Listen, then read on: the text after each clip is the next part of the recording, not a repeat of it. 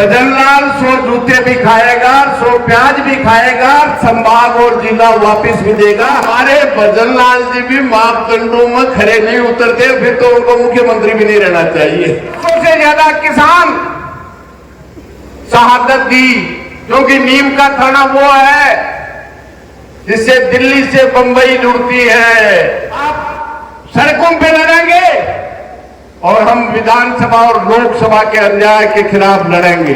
ये जनता सत्ता में बैठाती भी है और जिसको गुमान हो जाए उसको सड़क पे लाने का काम भी ये जनता करती है। ये अन्यायपूर्ण निर्णय राजस्थान की भजनलाल सरकार ने किया है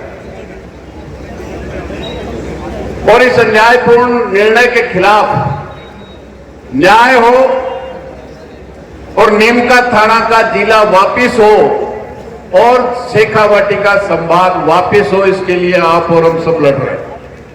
और इस लड़ाई के सबसे अग्रणीय लड़ाई नीमका थाना जिला के साथियों ने जब से आदेश निकला है लगातार लड़ रहे हैं। इसके लिए मैं आप सबका हृदय से आभार व्यक्त करता हूं, आपको सल्यूट करता हूं आपकी लड़ाई, क्योंकि संघर्ष से ही अन्यायपूर्ण निर्णय बदले जाते हैं और ये तो भजनलाल ने किया है। अभी गुड्डा जी कह रहे थे वो ऐसे मुख्यमंत्री हैं जिस मापदंड की बात करते हैं तो हमारे भजनलाल जी भी मापदंडों में खरे नहीं उतरते, फिर तो उनको मुख्यमंत्री भी नहीं रहना चाहिए। इसलिए लड़ाई न्याय के लिए है और इस सरकार ने जो 3 नीमका थाना और शेखावाटी संभाग, जैसे केएल मीणा जी ने कहा, सब मापदंड पूरे करते हैं। अभी इन जिलों की बात नहीं है, पूर्ववर्ती सरकार ने, यही भारतीय जनता पार्टी ने प्रतापगढ़ जिला बनाया,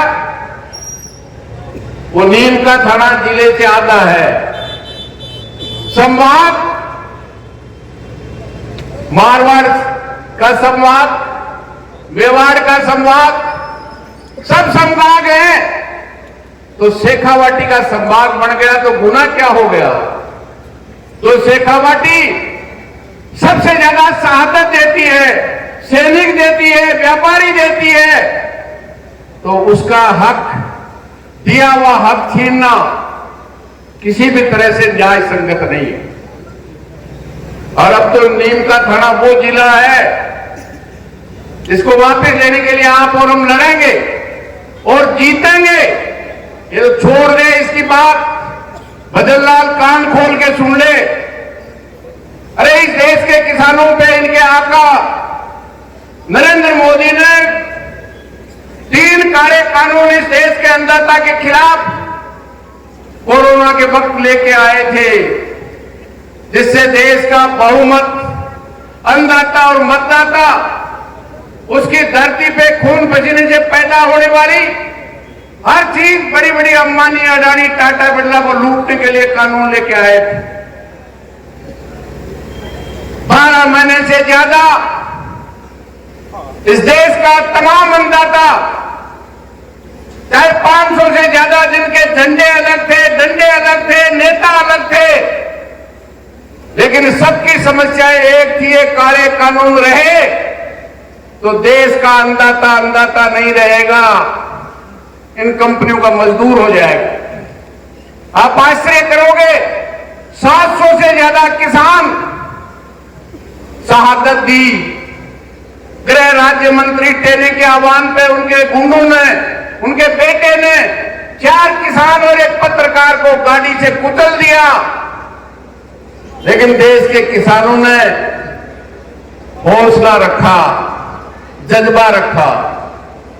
इसलिए भजनलाल जी जहां से पर्ची आई है उनको पूछ लो, 12 महीने के बाद वही देश का प्रधानमंत्री इस देश के अन्नदाताओं से माफी मांगकर काले कानून वापस लेना पड़ा तो इस देश के अन्नदाता की एकता और संघर्ष का नतीजा था। बड़ी बड़ी सरकारों को झुकाई है जनता ने, और उस भारतीय जनता पार्टी के प्रधानमंत्री को वापस लेने पड़े, जिनको 543 में से 303 सांसद उनके थे, अकेली भारतीय जनता पार्टी के। और उन किसानों से पंगा लिया, देश के अन्नदाता से 400 का नारा दिया था और 240 पे अटक गए, वो भी बेईमानी से। 272 नहीं आए। ये जिनको राज का गुमान है, ये आंदोलन से वोट की मार समझते हैं। बाकी आप कितनी गाड़ियां दो, कितना इनका काला मुंह कर दो, अगर इनको वोट दे दिया तो फिर समझ में नहीं आता। इसलिए निश्चित रूप से संघर्ष ही एकमात्र रास्ता है, और संघर्ष निश्चित रूप से जवानों का जोश भी चाहिए और अनुशासन भी चाहिए। और वो संघर्ष समिति जो लगातार इस अन्यायपूर्ण राजस्थान की सरकार के निर्णय के खिलाफ आप लड़ रहे हैं, वो संघर्ष समिति जो भी आदेश दे, क्योंकि नीम का थाना वो है जिससे दिल्ली से बंबई जुड़ती है। मोदी साहब के बड़े बड़े यार हैं, उनका माल इसी रेल से जाता है। और मोदी जी जिस राजधानी में रहते हैं, हर निर्माण कार्य इस नीम का थाना की ग्रिड से बढ़ता है, उसके अलावा नहीं बढ़ता है। अभी विधानसभा भी चलेगी, लोकसभा भी चलेगी।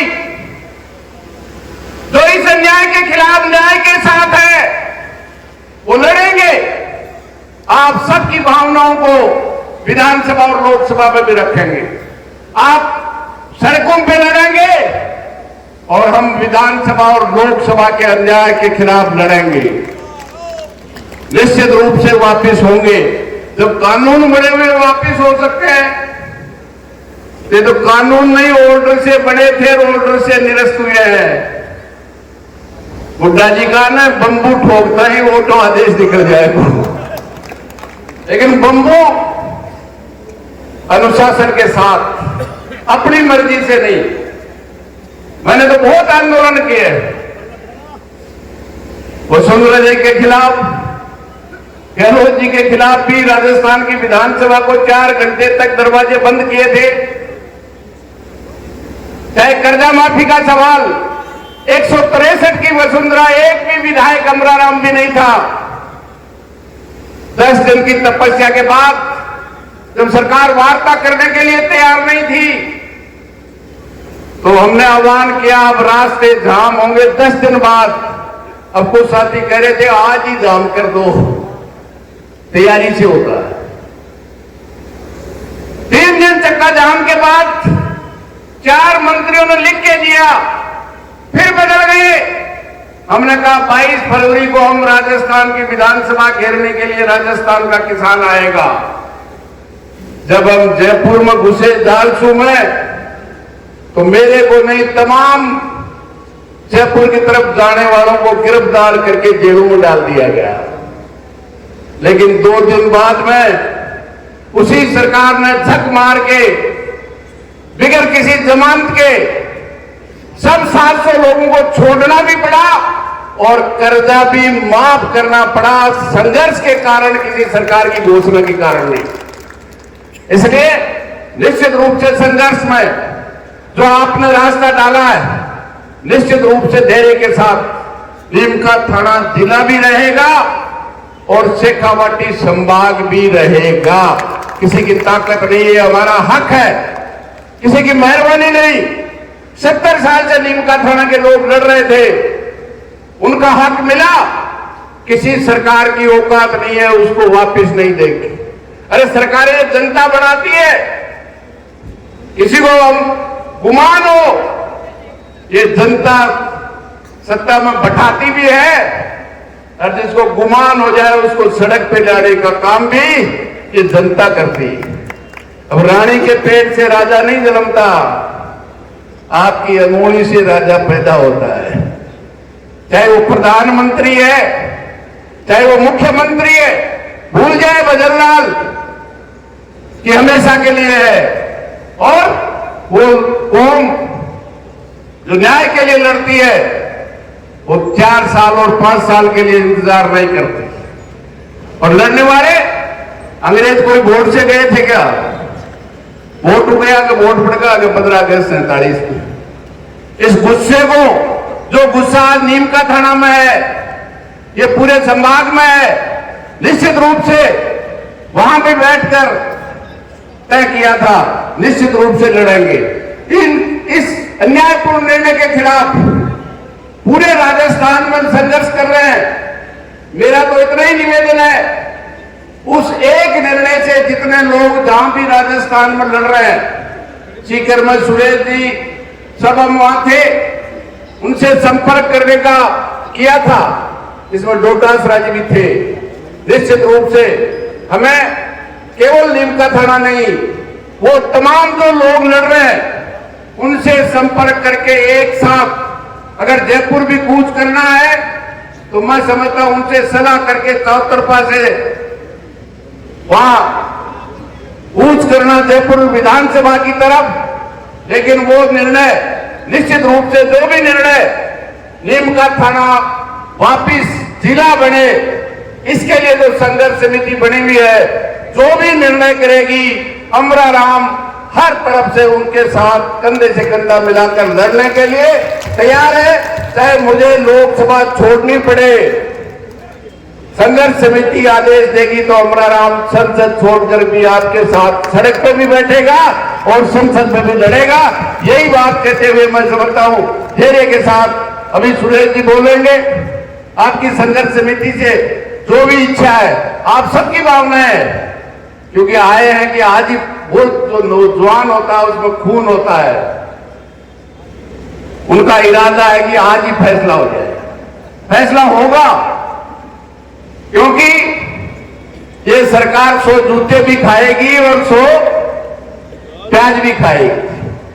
बहुत मीठे प्याज थे, मंडी में ले गए, उसने एक खाया, बोले जी प्याज बहुत मीठे हैं। बोले भैया 100 खाएगा तो फ्री में है, और 100 नहीं खाएगा तो 100 तेरे जूते पड़ेंगे। तो बोले 100 प्याज खा जाऊंगा, क्योंकि रसीदपुरा का सफेद प्याज है। वो 5-7 खाया, बोले अब को नहीं खाया जाए, जूता खा जाऊंगा। 5-7 जूता खाया, फिर 5-7 प्याज खाया। ऐसे करते करते 100 प्याज भी खा गया और 100 जूते भी खा गया। तो ये भजनलाल 100 जूते भी खाएगा, 100 प्याज भी खाएगा, संभाग और जिला वापिस भी देगा। इसी आशा के साथ आपको बहुत बहुत धन्यवाद।